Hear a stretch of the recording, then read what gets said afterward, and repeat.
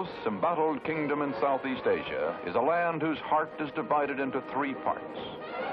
Government troops may be either neutralist or pro-Western and may sometimes fight each other.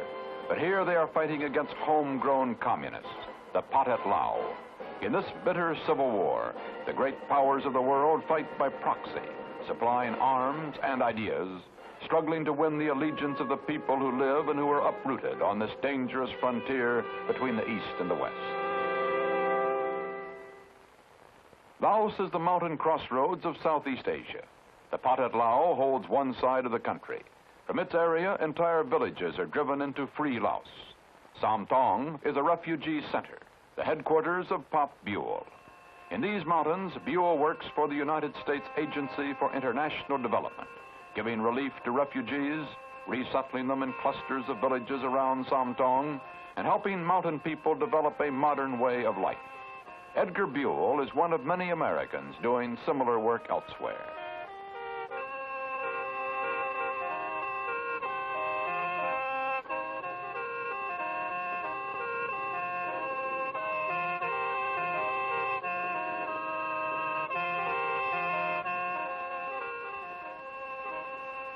In this primitive farm technology, the mountain tribes normally clear brush, plant rice and corn until the land wears out, then move.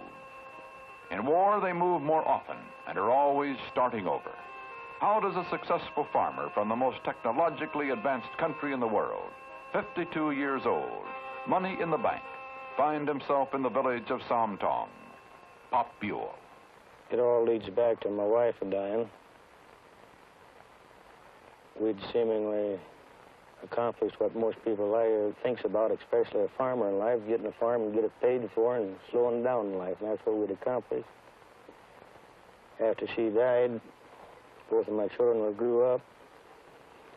My son had been going to college to Purdue, and all of a sudden he decided that he was going to be a farmer like his granddad and dad was. So I decided maybe I could do something else. Thought maybe I could go somewhere in the world and just do good for people somewhere, and it didn't make much difference where. And I applied to International Voluntary Service, and I was sent to Laos. The International Voluntary Service is a forerunner of the Peace Corps. Buell first works with these people, the Mayo tribesmen, in 1960. He comes with agricultural advice, finds the people need everything. He tries to bring it to them. Health services, schools, clothing, goes into the villages, learns the language. In 1962, he becomes an area coordinator for the Agency for International Development, USAID. Pop Buell with CBS News correspondent Bernard Kalb. Pop, how old is Sam Thong? Sam Thong is approximately 3 years old. It is a complete refugee village. 3 years ago, when I came in here, there was nothing, not even a building at Sam Thong. At that time, we had about 3,600 people, and as you can see today, we have got about 10 to 1,100 people. The rest have all been resettled and have become self-sufficient. At that time, USAID was furnishing all the rice for these people. Now, all the rice we're having to furnish at Sam Thong is for a new village over here of about 150 Lao people who have just come out of communist territory, plus our hospitals and for our school children. The population here is about 90% Mayo tribes people, and the rest are Laotians out of the Plain de Jar area. The plane Buell awaits is flown by the pilots of Air America, a private contractor to the State Department. The airplanes that flies in here is probably one of the most important things in northern Laos fighting communists. If there is nothing carried in an airplane up here, if there is no rice carried in it, no personnel or nothing, and if the communist sees this plane flying over, it probably has more effect on them than any other thing up here in this country.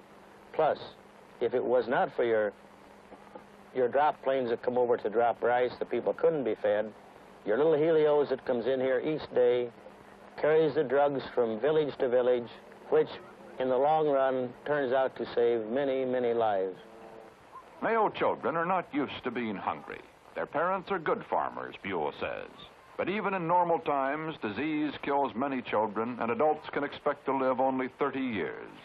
Current supplies, rice, clothing, tools, medicines, come largely through U.S. aid, go to the Laotian government, which passes them on to workers like Buell for distribution. And he has spent thousands of dollars of his own savings from his farm in Indiana on the mail.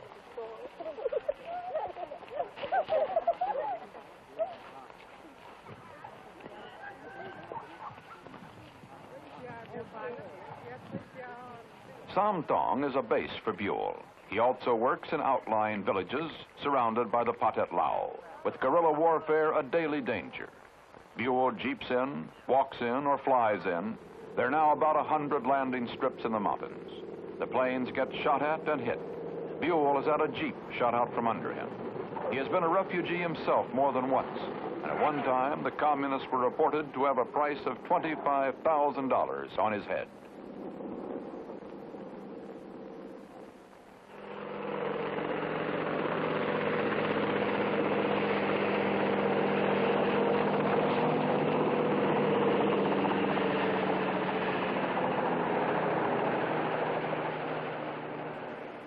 The planes also carry the wounded and the sick. Villagers who do not submit to the communists must flee or fight. The Mayo are strong fighters, but Buell says two things the communists care nothing about: time and lives. In the beginning, he learned from a nurse how to give drugs, perform amputations, deliver babies. Then he promised villagers if they would build a clinic or a school, he would see that it got supplies and help. That's what the other side does, Buell says.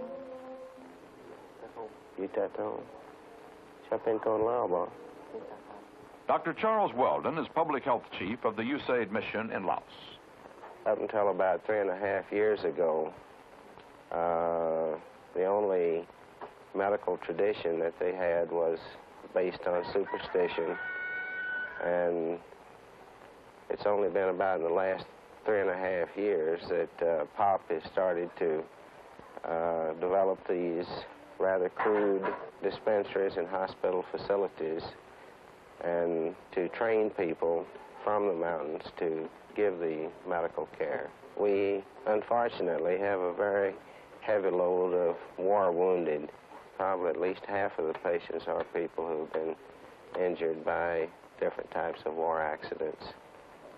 The other half of the patients are usually suffering from malnutrition, malaria, respiratory diseases, and different types of intestinal disorders.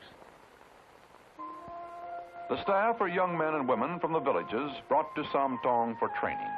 They learn by seeing and doing. Then they go back to their isolated villages to be the resident medical workers, health service, ward nurses.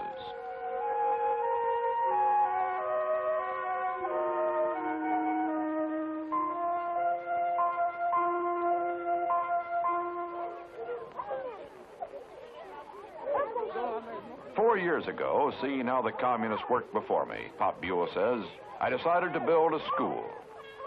He has since seen many built by the villagers, from rough forest timbers, from bamboo and flattened oil drums.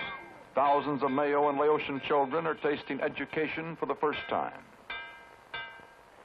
Well, I feel we're making a great advancement in education in these mountains. 3.5 years ago, we had no schools. Today, we have many, and as you can see here, the advancement taking place. We had to get teachers out of Vientiane and build better schools for the advancement of these children. Les cours d'eau qui n'appartiennent pas au bassin du Mekong coulent vers l'est. Ce sont les Animen Anaden, then Temperate Enva Frontier. Pop, as you've seen this program unfold in the past 3.5 years, what kind of effect has it had on you? I think you all probably know that. When I went back to the United States, before I went back, there probably was a little question on my mind whether I was coming back or not. It's had enough effect on me that I'm sure if when USAID decides that they don't want me to work for them anymore, that I would come back and work for the people themselves. In Laos, Edgar Buell's nickname has nothing to do with his age. Pop means gift from above in male. Ton is Mr. He is Mr. Gift from above. These people comes out of the Plain de Jara area, which is well known by now. They have been 2 years trying to get out. In so doing, they've lost about a third of their population, either by sickness or by dying, or by trouble with the communists. They got in here about 4 months ago, and as you can see, it's becoming an established village. Up until 2 months ago, when I come from home leave, I didn't know them. But seemingly, they had heard somewhere across the mountain there that there was somebody over here that would not only be willing to accept them and would help care for them. And as soon as I arrived, after the second night, these people had already made preparations for a bossy, which we call a party, which you can guess was a very simple party that assured me that they had already had accepted me. They knew you by your name, Ton Pop. That is right. They knew me before they got here. And I had never met none of these people before in my life. What's happening here, Pop? You can see here an improvement that is taking place, and a very necessary improvement. For generations, these people with their livestock have been inbreeding. And you can see by looking at this pig what we have got to work with. You can see that the belly nearly touches the ground. There is no clasp to the body whatsoever. We have put in this village a male hog that I got out of Saigon, that Usam Saigon gave me. And here you can see the results of the first pigs. And notice the difference, how straight they are.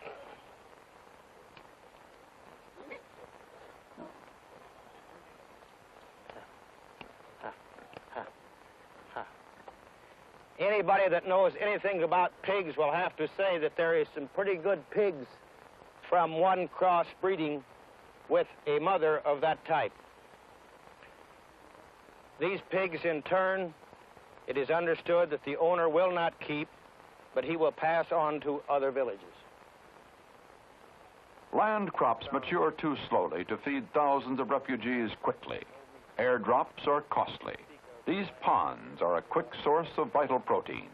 To begin with, USAID bought 20,000 fish for us from Bangkok, small fish, and they are known as a fish known as tilapia that multiplies very fast. And now we have enough ponds and enough fish that we can supply people nearly as fast as they need fish from our own ponds. And as you can see, it's a very simple way to get food into people rather than have to drop it into them. It makes them feel not only like we're not helping them, but they're helping themselves. Again, you'll find that you have very independent people here that would rather help themselves than be helped by somebody else if it's possible. My big aim still is to help people. In no way do I feel like that I could leave these people at a time like this. Buell talks with the USAID mission at the Laos capital. Part of his job is knowing that some tribes will wear black, but never blue. Hello, this is Pop. How do you read me? Over. I read you fine, over. Number one, you tell Mr. Gullion I have checked on the blue cloth that I talked to him about this morning, and it can be used in that Pusang area. Over. Use blue cloth, not black cloth. Over. That is right. Also, have somebody to check at the airport if the black cloth and the hose are at the airport. If they are, try to get them to Sam Thong. Over. Ton Sar, who was a Buddhist priest for 13 years, is Pop's chief Laotian aide. When Buell received a $1,000 award from the State Department for meritorious service in 1964, he used it to bring Ton Sar home with him, to show him what the real America was like. Go quick. Let's get across here before we get killed. They are in Eden, Ohio, a few miles from Buell's farm in Steuben County, Indiana.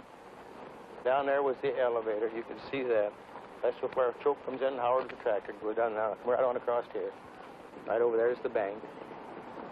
Oh, there's the implement store. It's the same size today that it was 50 years ago. There's a few new houses on the outside. Mm-hmm. The farm on which Edgar Buell was born and lived a full life. He built the new house 2 years before his wife, Mallory, died. His mother, father, brothers, his own children, the friends he hunted and fished with, grew up around here. His grandchildren are growing up here now. Go get in the jet. Here, Robin. Robin, get up there with Jeff. Get in there with Jeff. Yeah. That's a good girl. That's a good girl. So, okay, Jeff. Bye-bye. Say bye-bye. There we go. And I said, I'm gonna have a fish fry for Ed. An old friend throws a fish fry for Pop and Tonsar. I said, well, I think so. Have you got cucumbers over there? We got more to cook if this isn't enough. Can you eat them fish all right, Tonsar? Oh, number one. You like them? Number one. All right, I'm glad you like them. Okay. Fish eater, sir. Okay, you just eat fish. How do you like it over here? Very much, sir. He's going to stay. Going to stay? I'm going to stay with you to help you to get fish. This is the last one, Claude. This is it. That's it. I'll bet you it isn't. I'll bet you. I'll bet it isn't. I'll bet you. You know, when you was here before, you kept saying, well, I think this would be the last one. and then you'd reach and get another one. I remember. Want to be a little modest. That's right.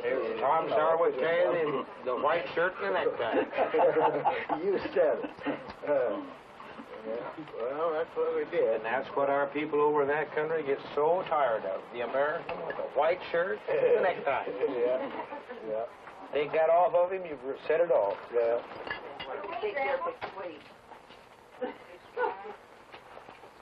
Okay, now. There you are. Hey. How about that? Them's real fish on their I saw the picture, you know, the first time I look at us. See, this has been broke off already, see? You got there brittle. Of course, that is broke before. I put a piece of paper. I don't have nothing to show you like you show me right now, but I show you some. You will. What I got from my country. Here. What do you got? That's his religion. This is a very pure gold. It's, my Yeah, that's worth more than any of us has got in their pockets. Is that I'll right? swear. Is that right? This is a statue of Buddha. What my region, what I worship, what I believe that your people believe Christian or Catholic. I hang around over here for making happiness, so get a nice trip. Well. So Now, you lift this is pure gold. What the people does, you know, gold is much cheaper over there this than is it is the here. golden ring. The people that fast as they get money, they'll invest, put it in gold. So if they've got to run in across the other country, they've got their money with them, see? Oh. It's in a little bundle. Yeah. And you can always sell gold anywhere in the world. Nothing more than this to show you right now. Fast as he or most people has any idea that they're, and he's in about as much hot water as I am over there. If I was to have to go, I'd have to find some way to get him out. So we've got to keep whatever he's got in little bundles like this so he can carry it with him. Oh. Well, I'm glad you got to come over. I'm glad I met you anyhow. After a complete trip around the world, they are back in Laos. This hat I got from the Texas. That is one big state and famous state in America.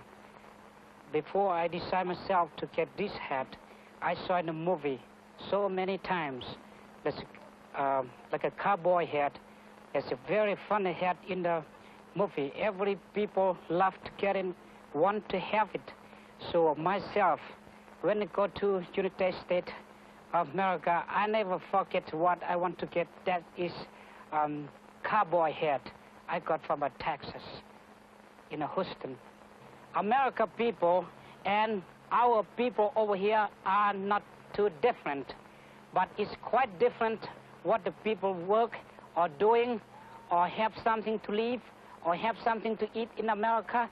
But the heart, we got the same heart because we are fighting the enemies of the free world and freedom together. Get Chan 20 blankets and 10 sleeping mats for Bansong.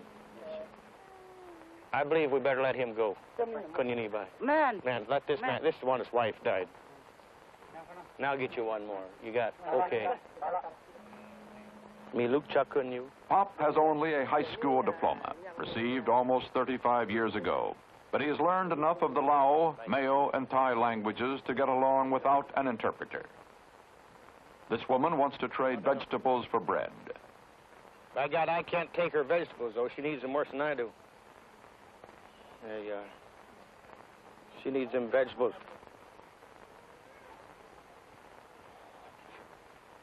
If I were to go to Washington today and they were to ask me what type of personnel we needed in this country, it would be like this. Number one would be to get me a man with a real sense of humor. Number two, I would tell them like this, that when they are recruiting personnel, to get a man with a college degree, but along with that, get a man that has a lot of experience in no matter what field it might be, even if he's working in the office in the capital or if he's working in the mountains with the villagers. But in picking that man, if he hasn't got both, I would say cut the college degree and send me the man who has got much experience. I feel in no way are you ever going to whip communism in this country or any other country with bullets alone. In fact, I feel that what we are doing up here as Americans has to come way, many months ahead of before you bring the bullets in. To do this work, Buell feels that there is at least one man like him in every rural county of America, short on education, but long on experience. What he counts as experience is this: a memory of weeding onions at 5, the farm, the hardship of the Depression, winning through, the goodness of his wife, her death, the end of everything, and the beginning.